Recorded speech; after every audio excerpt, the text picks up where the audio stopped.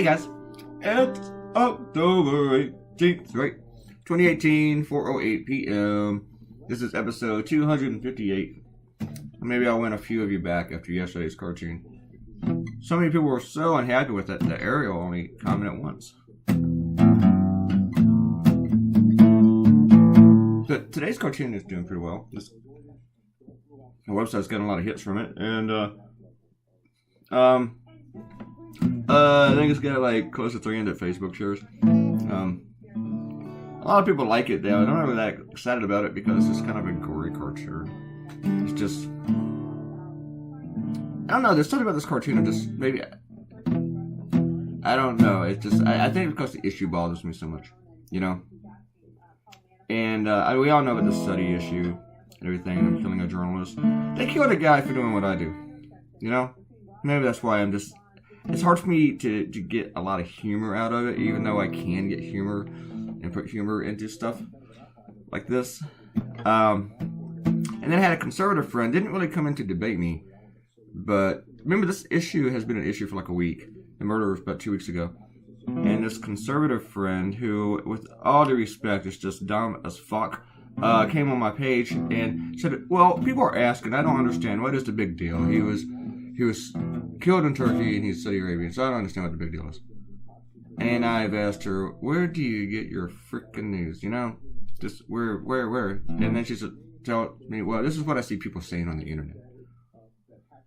And still, where do you get your news? I mean, if you get your news from Facebook, tell me that. Do you get it from memes? I mean, they don't understand that this person was a journalist working for an American news outlet and was a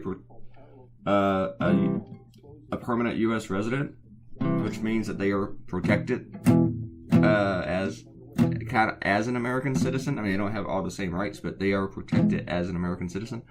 And then she told me I did not know that, and that's why I'm like, where do you get your fucking news? Fucking Trump sycophants. So I can't imagine what they're saying out there about this stuff. The thing is, like right now, I see like my colleagues, my conservative ones. I've seen one draw on this topic. The rest are doing Hillary and Elizabeth Warren. And I did Elizabeth Warren too. But I'm doing this also, you know? And just about everybody's done an Elizabeth Warren cartoon. But a lot of guys, they're just ignoring this. They just don't know anything about it. Not paying any attention to it. Because you can't defend Trump on this. You can't. Now, well, I'm going to see some conservatives do it. But you still can't do it. And, I mean, you can't do it. It would make any sense. It's like defending OJ. It's like, see, this is an analogy. I thought of Trumpster driving the white Bronco. You know? he's hanging onto the bloody glove.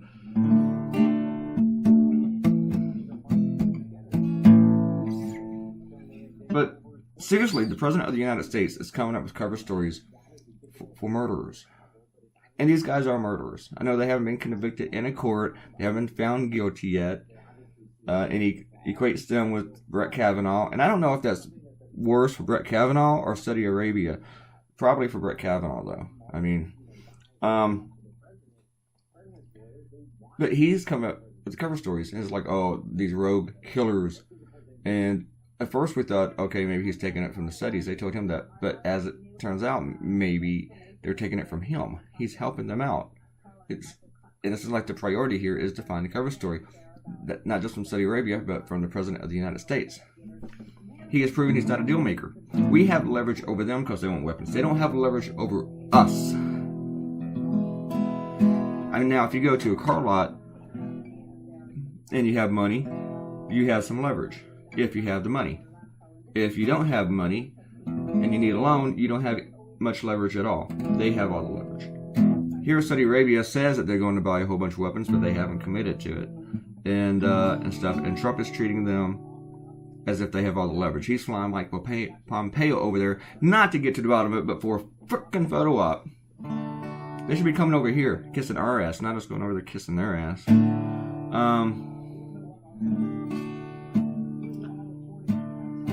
But the other thing is, yeah, Trump's a bad deal maker. He's not even a deal maker. But it shouldn't even be about this. It shouldn't be about money. And as it gets down to it, it probably is about money, but not money for the United States. It's about money that Trump has. It's about money that Trump has, that the Saudis have in Trump. The Saudis offer to help run this social media smear campaign. They offered to do it with the UAE, United Arab Emirates, in case you're a Trump sycophant. That's what that stands for. And there is some coordination with Israel on that. You know, they're enemy officially. Because they all want to see Donald Trump. They want to see him get elected president. Trump's first trip was to Saudi Arabia, which no president's ever done that. Usually you don't go to authoritarian states. You go to an ally. Usually Canada or Mexico. You know, you go to one of our neighbors. Kind of like when you move into a new house, you go meet your neighbors. Yeah.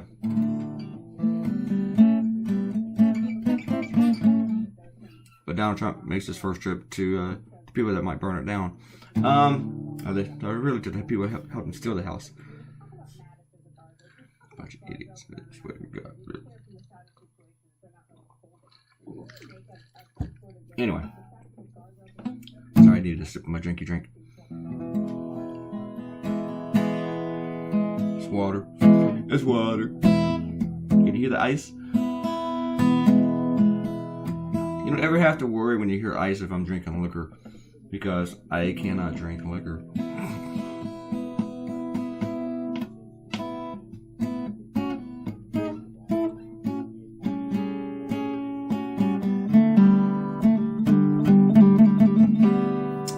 Yeah, this issue just annoys me.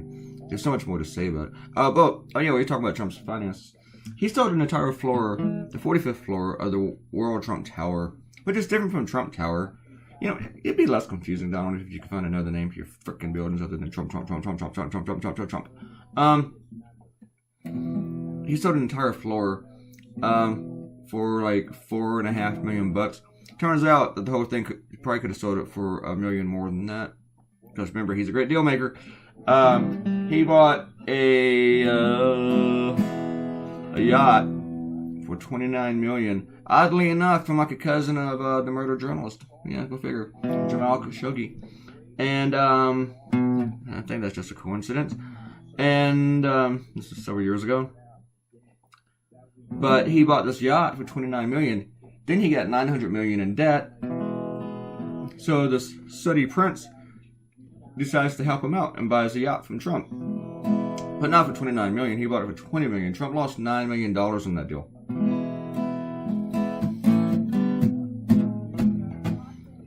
So yeah, great deal maker there, Donald. Great deal maker. I know some things devalue, but $9 million, really? He registered eight companies in Saudi Arabia during the election campaign. 8. He says he has no financial interest in Saudi Arabia, but I guess all the financial interest is in him. Since he's become president, his hotel in D.C. has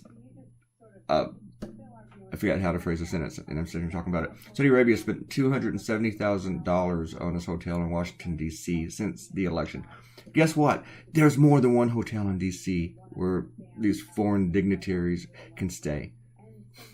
It's not just the Trump Hotel. It's Washingtonian. Check it out. It's nice. I've been there. Had a convention rate. But they've spent $270,000 in that place. Man. And can't find it if you're in D.C. Just look for the building where people are throwing up, projecting images of Trump baby and stuff like that. Because that's where all the protesters target. And his hotels in Washington and New York City, bookings are going down because people don't want to go there. They don't. So, but they're still making about the same amount of money because the Saudis are going to them like crazy. Saudis are booking rooms in Chicago, and guess what? They probably don't even need to go to Chicago. They're probably not even going. They're probably just booking those rooms and paying for them.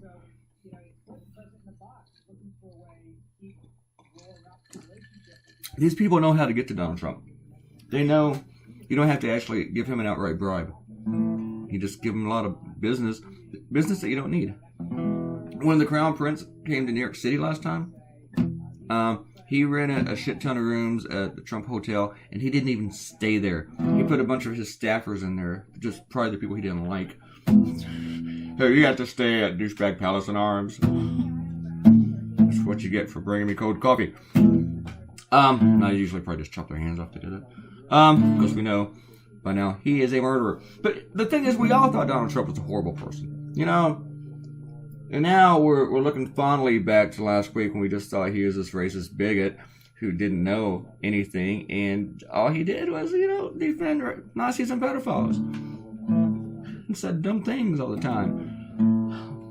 Now we know that he'll help you cover up a murder. So he's actually worse than we actually thought he would be. Which I didn't even think was possible. How could Donald Trump get any worse? Hold the beer, right? Yeah, hold my beer. Jeez. Where's that? Yep, much worse. I didn't do all the shoutouts, and we are going to run out of time. I'm going to do some shoutouts real quick. We got comments on Robert Coutinho. Ariel gave me 1 because she didn't like yesterday's cartoon, and that was really cool. I think so. Eds came in. Thank you, Eds, for the shoutouts. Eds says I has been watching it. Jonathan E. Wanted to talk to me about the drawing thingies. He asked about me. You don't talk about this one because I like it.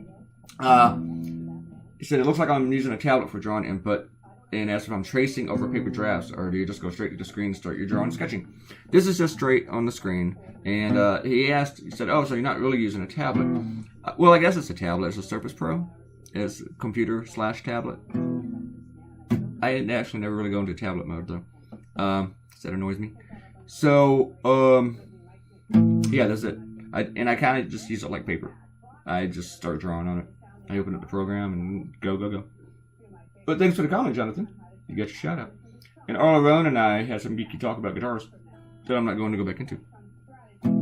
Because it's really, really, really geeky. It's geekier than a Surface Pro drawing stuff I just said.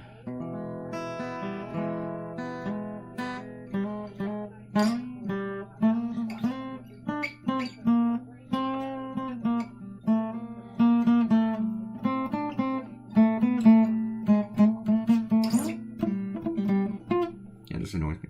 I tell you. It's no issue. We still got like 2 minutes. Okay, so I went through those shoutouts pretty quick. Maybe I'll see if there's anything. Yeah. Everybody, some people was okay with the Elizabeth Warren cartoon. Some people were not. I got lectured at by quite a few people. I had a lot of people do womansplaining to me. Okay. And Robert Coutinho told me that some peanuts actually do look like scrums. That's what I've ever seen a peanut. Yes, peanuts are delicious. But still, didn't want that in newspapers. People's family newspapers,